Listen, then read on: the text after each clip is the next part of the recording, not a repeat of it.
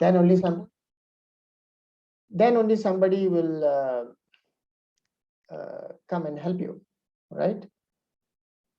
But before that, most important things, whether you have a guru, whether you have found a guru, whether you only have a guru, maybe you admire somebody, and you read that guru's book and all that, and then you are inclined to pursue this spirituality, you can start. But one thing that you have to start with is karma yoga. So that is the subject of discussion. So karma yoga is important. So why it is important? So let us see.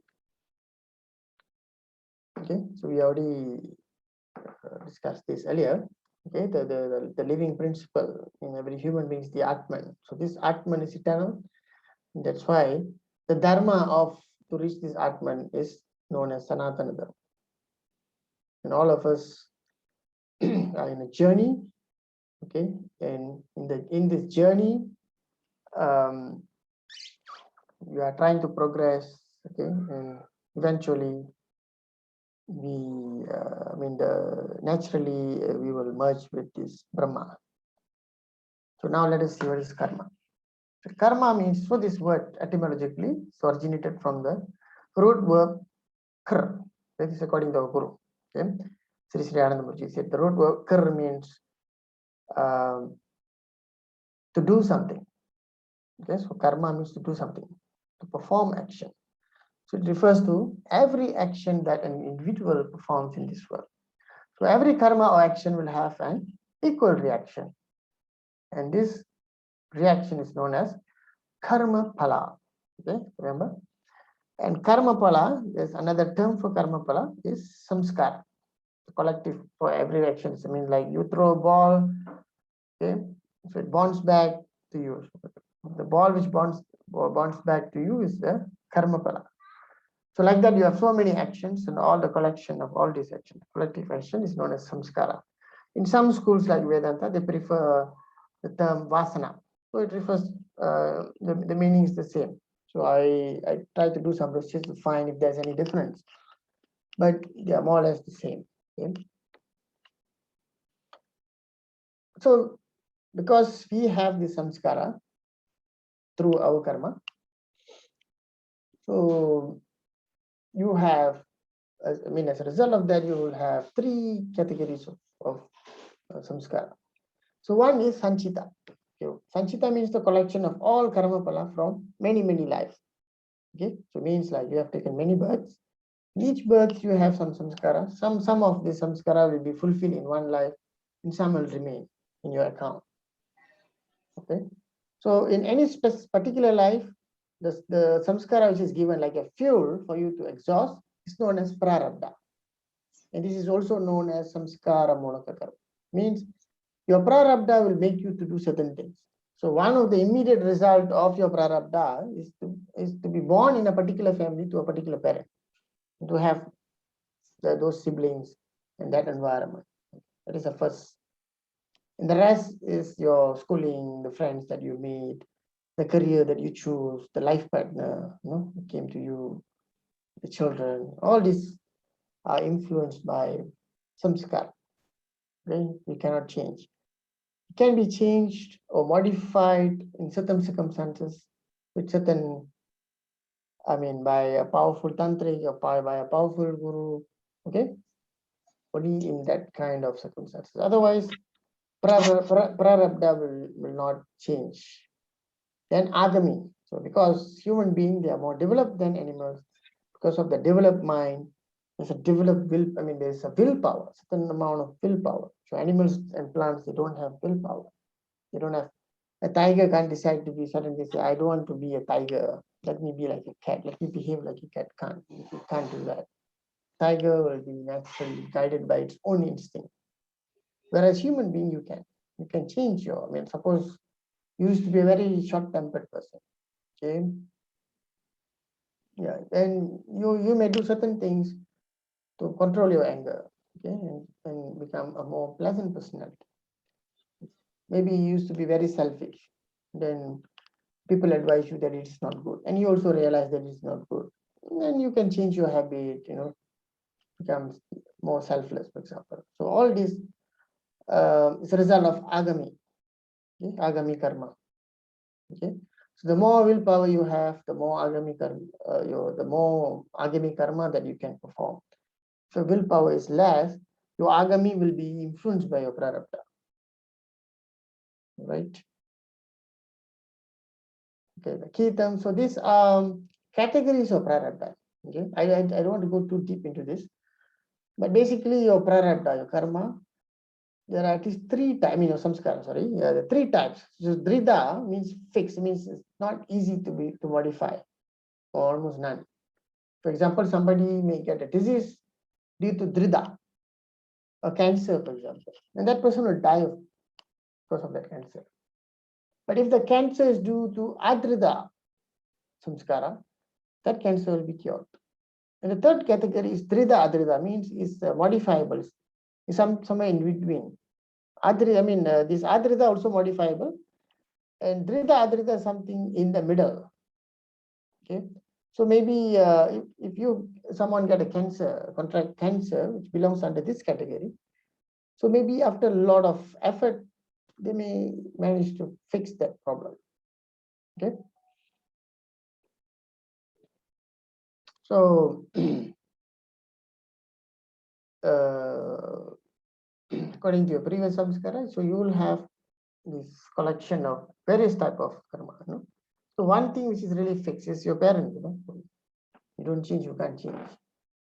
Like in some cases, for example, their future life partner might be Trida, most cases. So they will meet that one person and get married. In some cases, it's Adrida, means sometimes the person may not get married.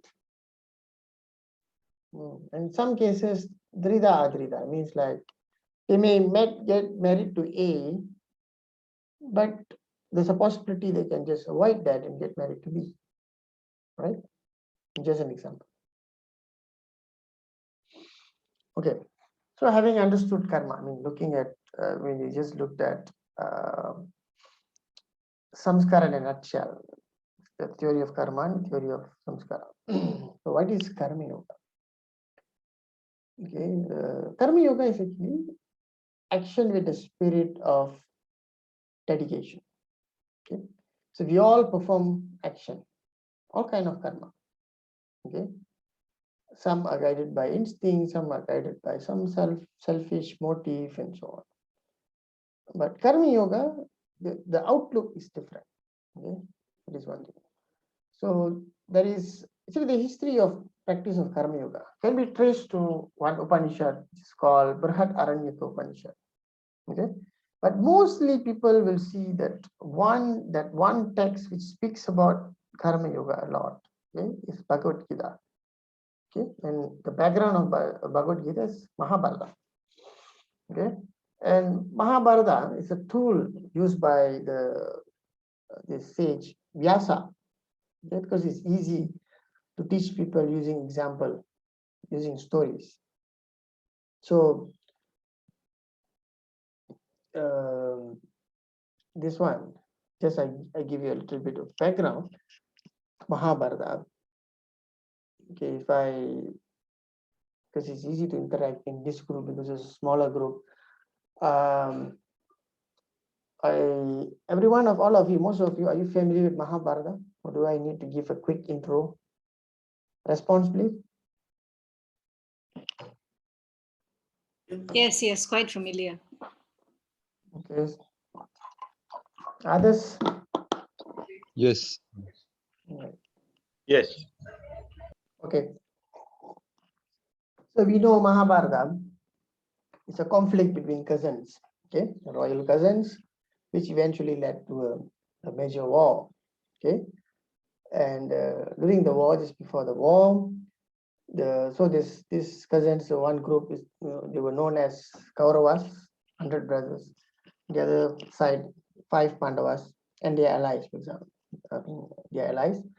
And just before the war, Arjuna, one of the Pandava prince. So he had his guru and friend as his guide, as his charioteer. And he started to have a conversation, which eventually became Bhagavad Gita. So during that conversation, he said, I think this war is not a good idea because I think I may incur sin. It's not good, so maybe I want to back off. So the response which this Lord Krishna gave to him became the Bhagavad Gita, became the teaching of Bhagavad Gita. So the first thing is that he said, when you walk into the battlefield, because one of the reasons which Arjuna gave to refuse to participate in the war is because this is like a civil war. So of course, most of the people on the other side are known to him. Okay, his grandfather, his teacher, his other relatives, and so on, friends. And I mean, it's just like an unavoidable circumstances. Some people have to side that side, some people are on the other side. So, so to this, Lord Krishna responded in this way. He said that we have to act according to the circumstances. Now you are a warrior, you're a soldier. So you, when you walk into this battlefield, you are a warrior. So you cannot. So those who are on the other side, they are your enemies. Okay, you could no longer identify them by your relationship with them. Okay, that is an important point that he stressed. And he said that you have the right to perform your prescribed duties. So here as the warrior, but you're not entitled to the fruits of your action. It means what happen after this war, you shouldn't be concerned about it. You never consider yourself to be the cause of the results of the activities, no, be attached to inaction. Okay. Of course, this is a great philosophy. Okay, and I don't expect everyone to understand this. So even it's not easy for me to understand. So I still consider myself a student of Bhagavad Gita. Okay? Although I've been studying this book for many years, almost 3 decades. So, but somehow you will get an idea about it. Okay. So whatever happened to Arjuna, so it's actually about us. Okay. So whatever you see in this text, in the stories and all that, because all of us, we have a field of action. Okay. So I mean, whatever surrounding every individual, you have your own battlefield, you have your duties. Okay. But every time we have this conflict, why we perform a particular action. Okay. So in human beings, so then you relate that to karma yoga. So now naturally we all perform karma for our survival, for our selfish needs, for selfish to fulfill our selfish desires.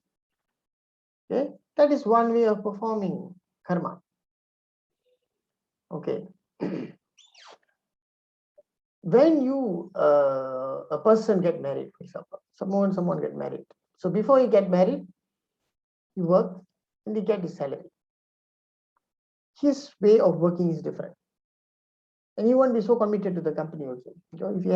If you face any problem with the bosses, or if you don't like the environment, you will just quit his job and look for another job. Okay. But that means you won't tolerate this. You will have like a very low level of tolerance, okay, to resistance. Whereas if he's married, 2 kids, 3 kids, so you already have a problem to solve. You have to food on the table, okay, to make sure that you have the earning to ensure that the kids will study, not only now, also for the future. So when someone has a family, the approach, the response, and the perspective to the environment will be different. So the person will not leave the job easily. Okay. So now he's going to work because he's dedicated to his family.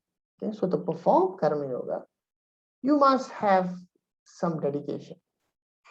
So the minimum here is dedication to one's family, a small family. Okay. So this can be expanded. So maybe your dedication, someone may have not only the small family, you also look after his parents. Maybe you also look after some of his siblings. Okay, bigger. Or another person have a bigger perspective. He said, "Oh, I'm a householder. I live by the dharma." So the Shastra said that a householder should also should dedicate his service to the society. So I will perform service to other human beings. Okay, I will feed the poor. Okay, I'll do something to ensure that everyone in my community get educated. So I will get involved in some NGOs, for example, to do this for this cause. So I also will be a good citizen. So I will participate with government, give my feedback to government agency about community development. Okay, so you see your involvement. So all these are karma yoga.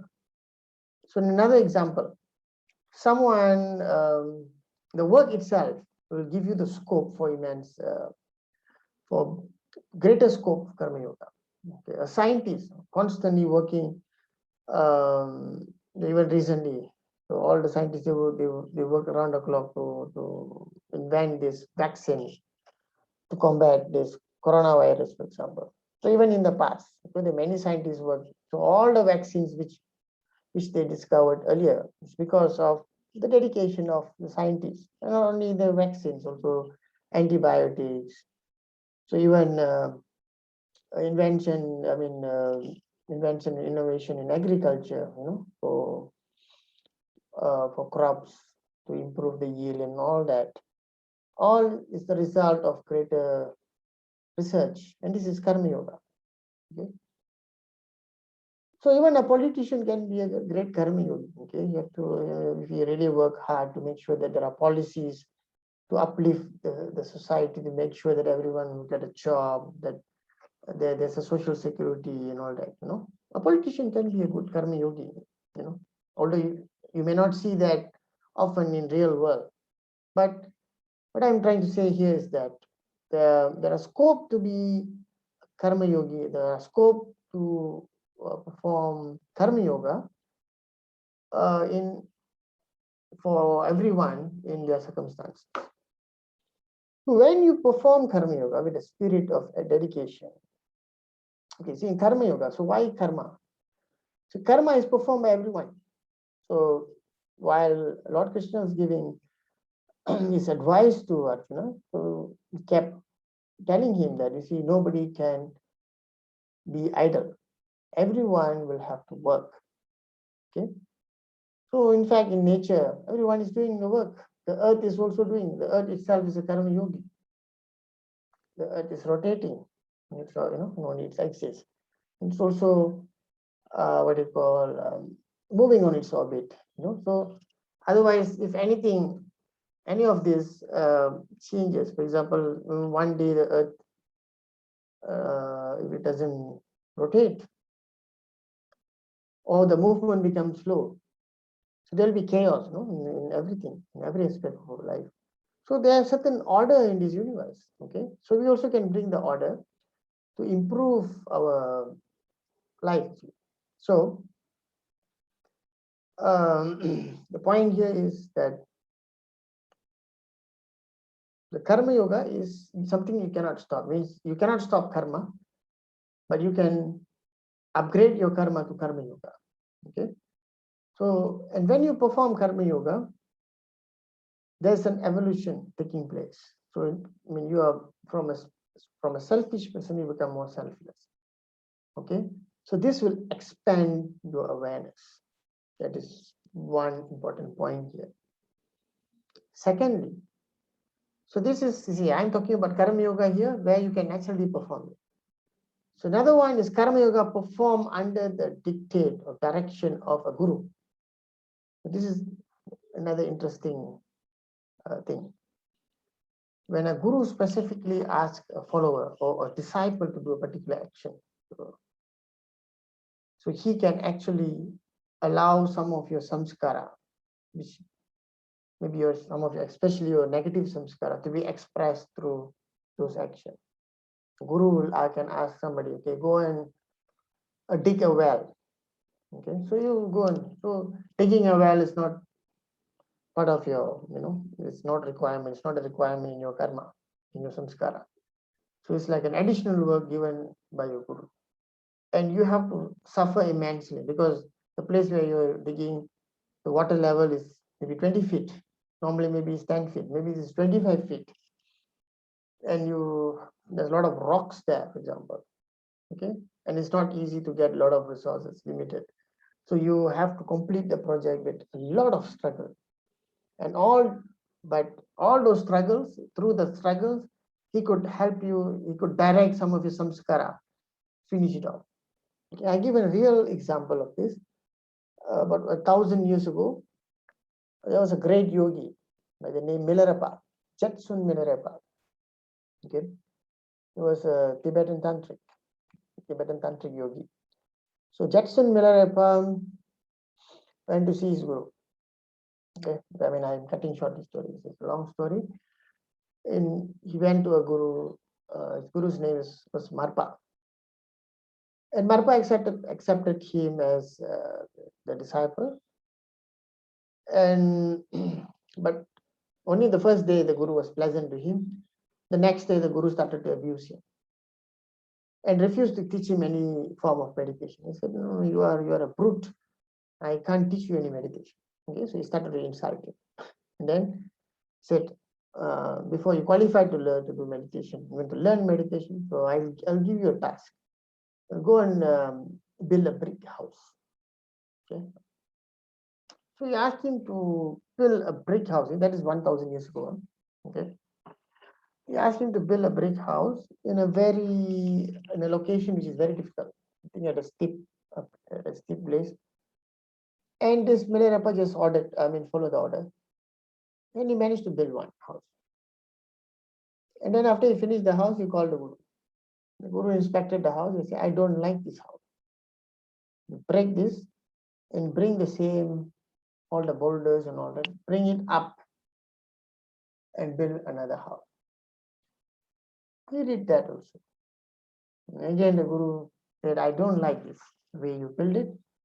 Break this and do another one." So he kept repeating this for about 8 or 9 times. And in between, it was not pleasant to him. Okay. So after that, Milarepa became really dejected and decided to commit suicide because he thought that maybe he's a great sinner, that the guru, and he's not qualified to learn meditation, not qualified to follow the spiritual path. So better I end my life. Then the guru stopped him and said, "Milarepa, it is not that I like what you think, that I hated you because you are a great sinner. No. If you manage to build one more house, you would have finished off all your samskara. And even without doing meditation, you would have, been enlightened." So you see, this is extreme measure, and some gurus will do, but depends on the quality of disciple. Okay, so Milarepa has that level of resistance. He could resist all the abuse. Okay,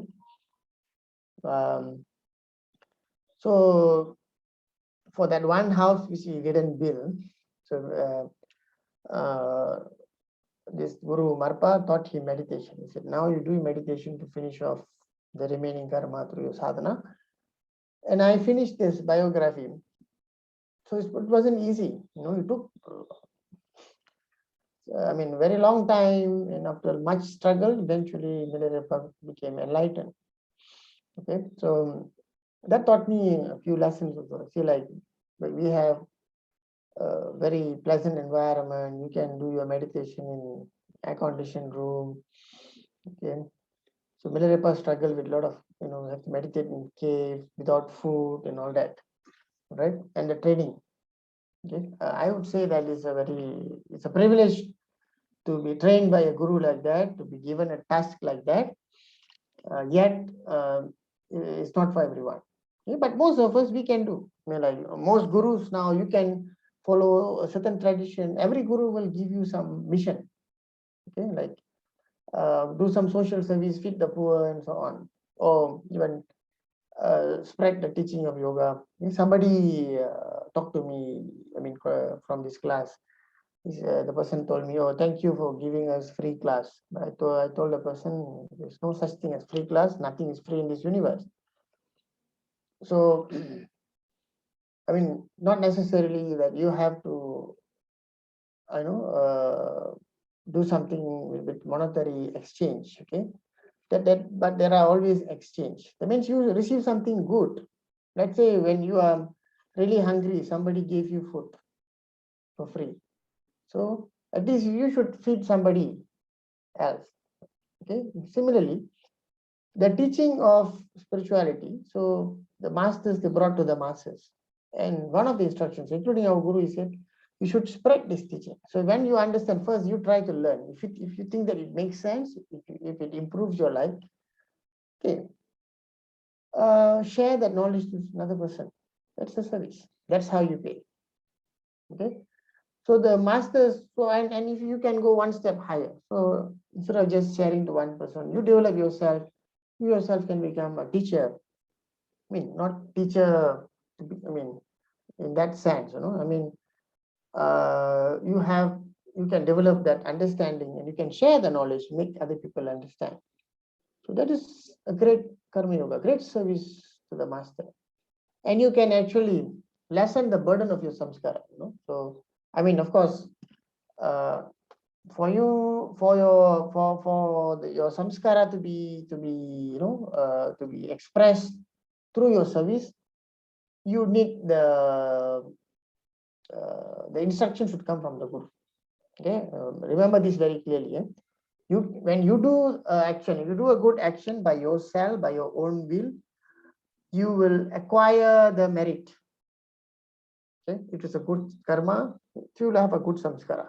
Somebody build a hospital, that person will definitely become a very well. One of the effect of that, the person will become a super rich person in the future, because a lot of people will benefit from the hospital for several generations.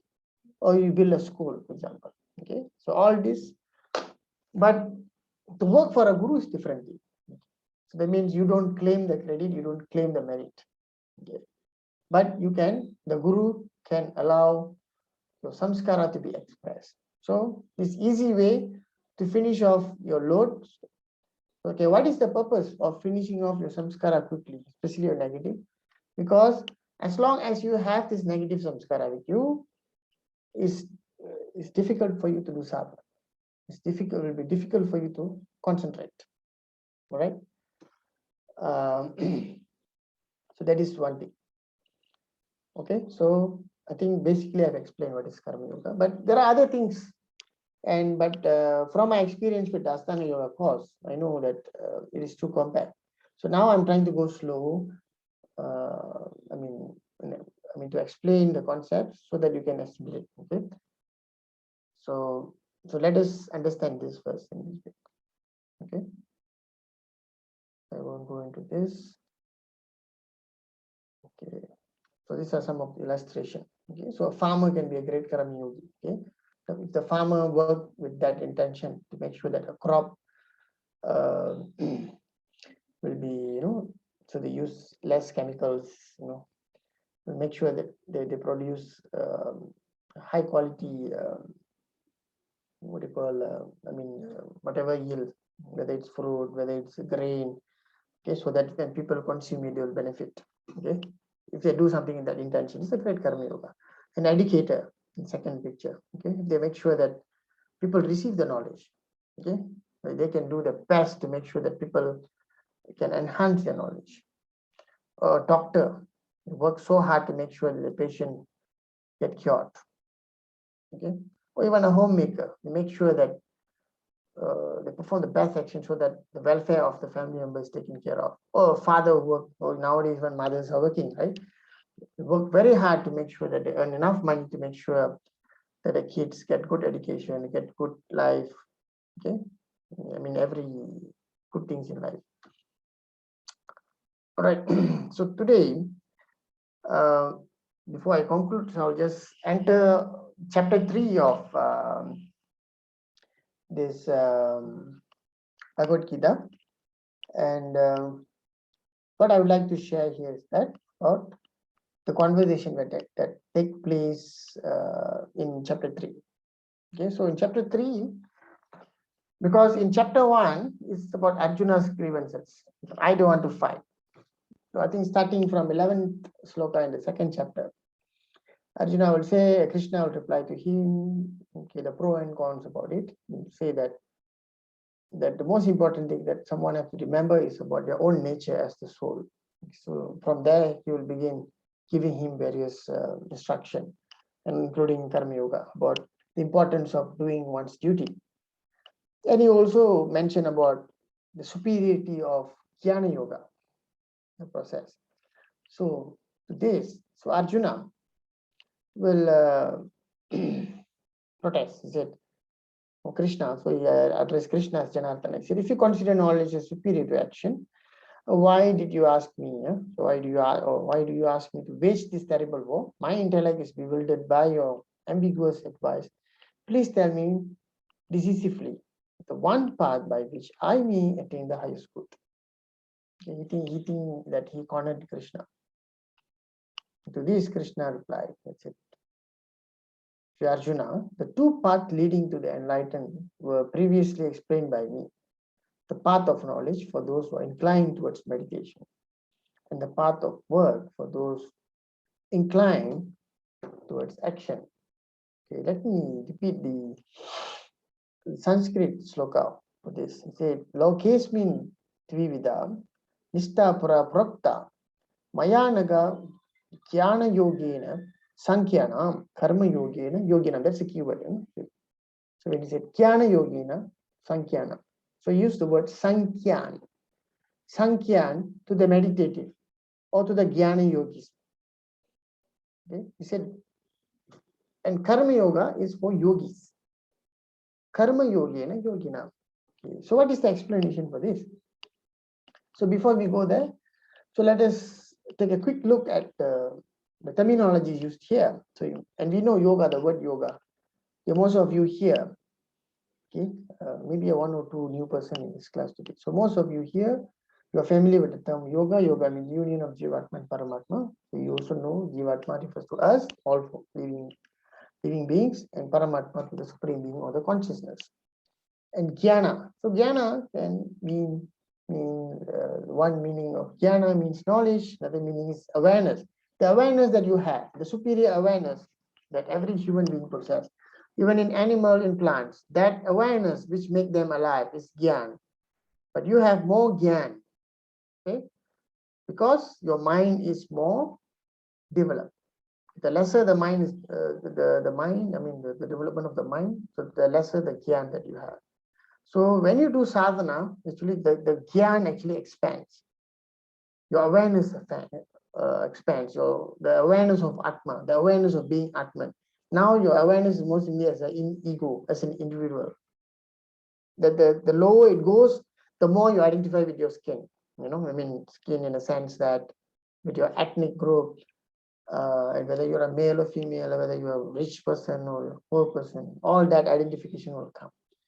But when you transcend that individual awareness, when you have more jnana, you'll be closer to Atman. So when you are closer to the Atman, you can also recognize the brotherhood of humanity, that everyone, all of us are related, including these plants and animals. So Jnana Yoga. So then next is Jnana Yoga. It's the process of attaining union with Paramatma or your higher awareness.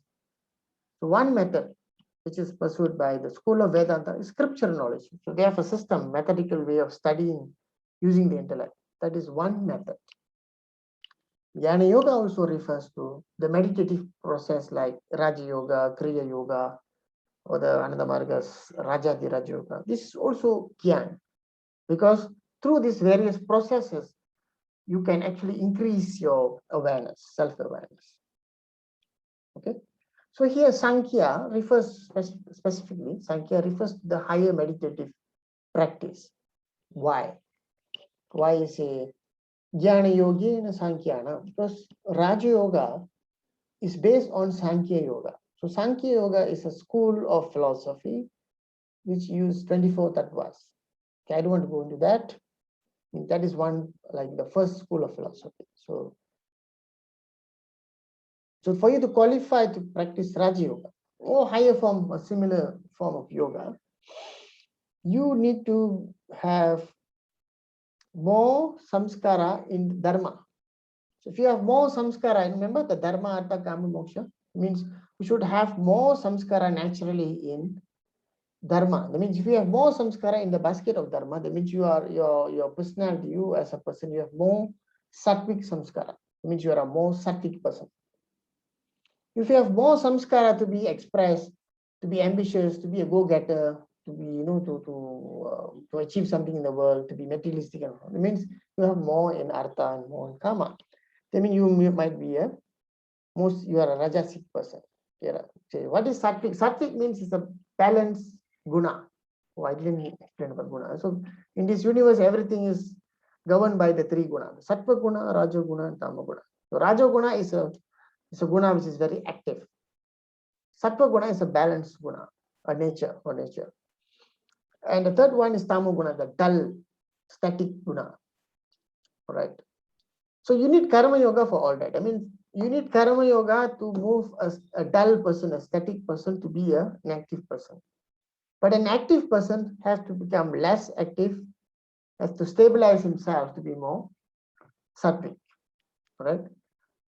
But if you have a lot of samskara in the basket of karma and artha and kama, you have to finish all that through karma yoga. That's the meaning of jnana yogena sankyanam, karma yogena yoginam. So means like you being a candidate of yoga, a candidate of yogic practitioner. You want to become a yogic practitioner? First you become a yogic practitioner, then only you become a yogi or yogini. For that, you have to perform action. You have to exhaust all your samskara, especially the rajasic one and also the tamasic one. Okay, all right. One of the feedback that I received from some people is that some of the term that I use is a bit difficult, but it's important to use the term. And if any of you have a problem with this term, so at the end of the class, you can ask me again about this. Mr. Wong, is it okay so far? Is Mr. Wong in? I'm okay. I'm okay. I'm okay. Right? Okay. Yeah. So if you're not clear, I can explain. So you can text me after the class. Okay. All right. So yeah, talking about the action. So means someone with a lot of karma or samskara or the fuel to be expressed in the material world. If you want to suddenly make that person more contemplative, it's not easy. So that's why the person has to perform karma yoga. That's why karma yoga is very important.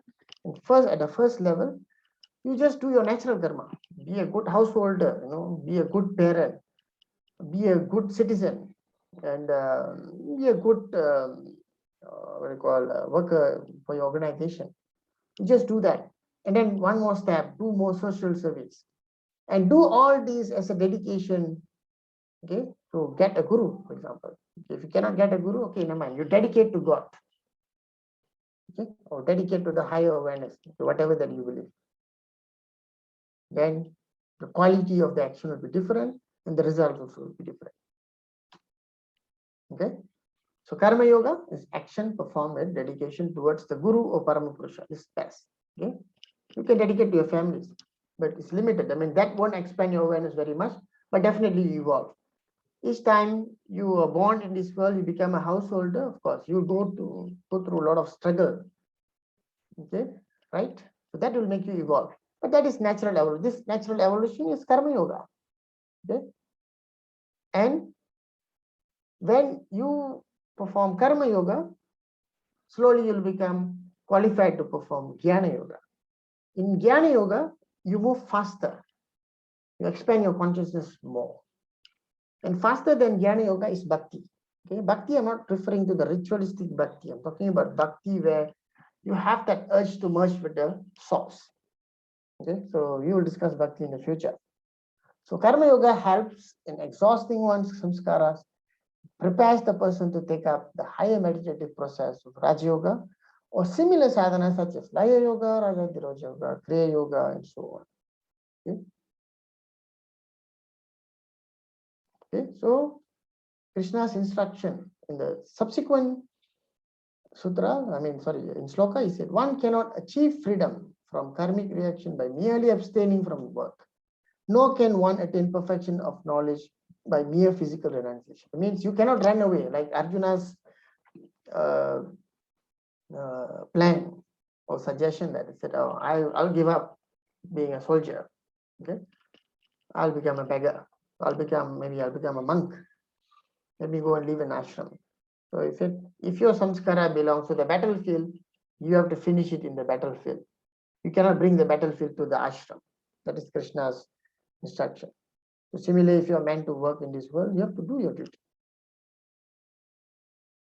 So there is no one who can remain without action even for a moment. Indeed, all beings are compelled to act by their qualities born of material nature. So about this material nature, the sattva guna, rajaguna, tamaguna, we shall discuss in future class. So the more we exhaust our samskara, the more sattvic. I mentioned this earlier. Okay, finish off more, like the case of Milarepa.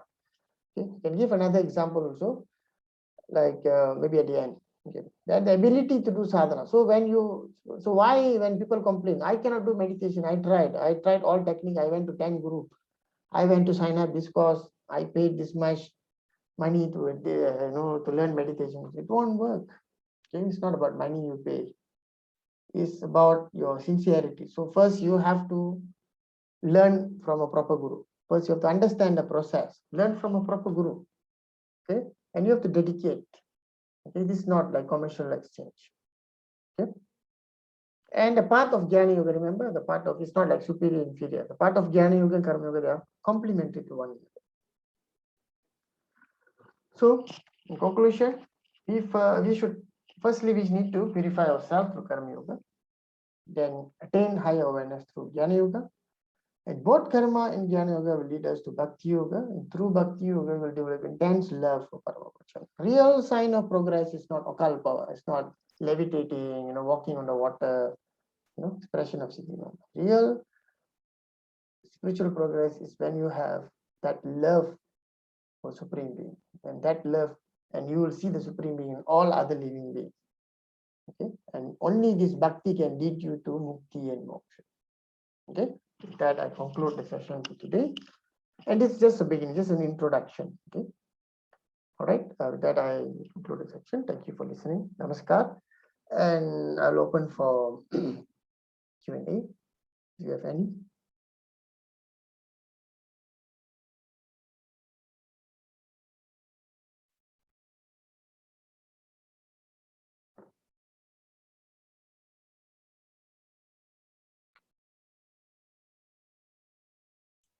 Sorry for interruption. Can I ask a question, sir? Yeah, sure. Vasan here. Mr. Vasan, Sorry. Yep. So you mentioned about Karma Yoga. We try our level best to practice Karma Yoga, but sometimes we will end up in a situation, in a dilemma. How do we know that the action that we are taking is the right thing? Say, I give an example. Say, let's say I'm an examiner and I have an engineer there, and then I find that he's not fit to be engineer. But he says it's ambiguity, it's a border. Somehow I put myself as an instrument of God. I just surrender myself. I'm doing my duty. I reject him. But towards the end, I feel guilty. It's just an example. So the question is, how do we know that what we are doing is the right thing? Even though in our mind, at the back of your mind, I put it in such a way that I'm just doing my duty. Okay, I understand. Let's see whether I understand your question correctly. Say, like, if you're in a situation, so you're an examiner, and you find a candidate, the candidate is maybe at the border level, and you can either pass the candidate or fail the candidate, So if you fail the candidate, maybe you feel bad about it. Okay? Yes. Right? But even exactly. if you pass, then there might be a mistake. You see, it's like in this world, we have to make certain decision objectively. Definitely, you have to make a decision objectively. But at the same time, you also use them, like you have to use your head and heart. Okay, but there are times you must find a balance. Okay, so suppose you're a person supposed to pass someone to be an architect, and after doing your objective assessment, that person is not up to the mark, right? So if you still pass the person thinking that you have to do it out of compassion, and that person goes to the field, to the industry, makes some grave mistake, resulted in some building collapsing and all that. So are you willing to share the karma? And you definitely will share the karma for that action. No, no. Are you willing to do that? Just because you think that you are being, so you have to be objective. If a person is at a border level for some other reason, and if you think that you can brush the person, make him improve, help that person in that manner. Okay, so instead of, okay, there are places where we can use the compassion. Okay, for example, you might be a boss somewhere and you have to do an evaluation for your subordinates, your other officers. Yeah. Yeah, you also you have to be objective, but then you don't give comments which will kill the person's career. Okay, there are certain things that's what I do. There are certain things I'll put in the report, certain things I will tell the person. For example, of course, maybe the person makes some mistake, so I will tell the person, see, you cannot do this. Okay, I will. So now I'm giving you advice like this. I didn't write in the report because I don't want to create any problem for your career. But you should stop this. Okay, because in future you will find other boss. Definitely, I won't be your boss forever. But that person will not be that kind. If you bring this habit, carry this habit to that person, then you'll be in trouble. So there's a nice way of putting it. See, but there are situations if the person is really hostile, making some, like people don't come to work and all that. There's a limit for your compassion. So be objective and exercise your compassion also wherever it's necessary. But one of the principles like that you need to use is that if you pass somebody, like in the context that you mentioned just now, what will be the implication to the collective, at a collective level, to the society, like passing an architect or an engineer? If he make any grave mistake in future, how many lives will be affected? So you have to take all that into account.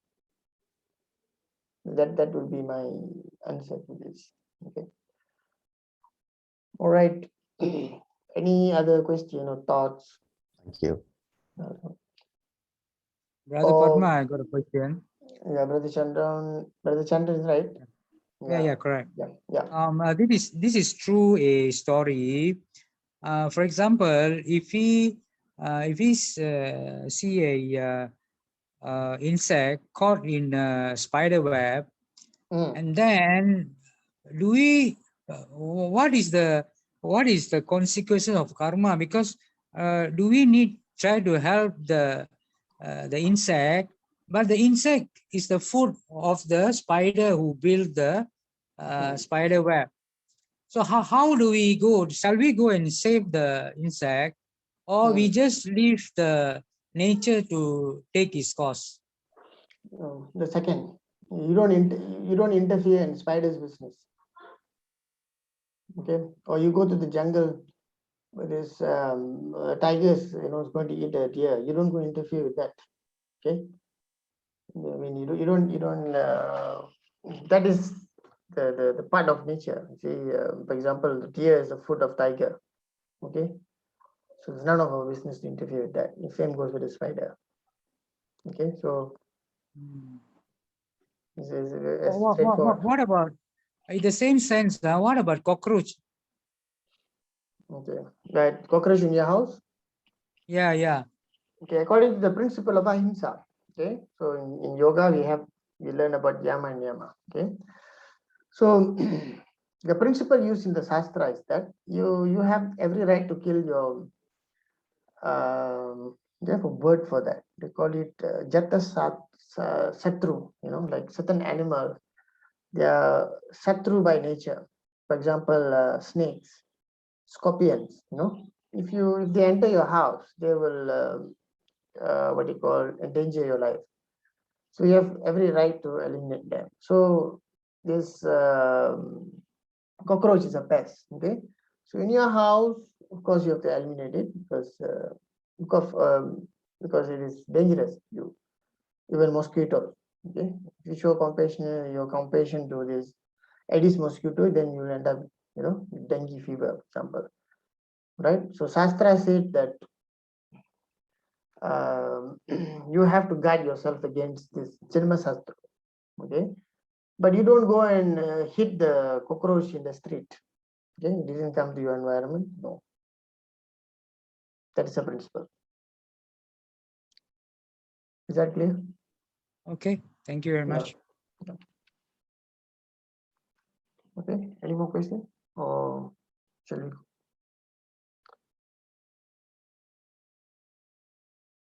All right, I think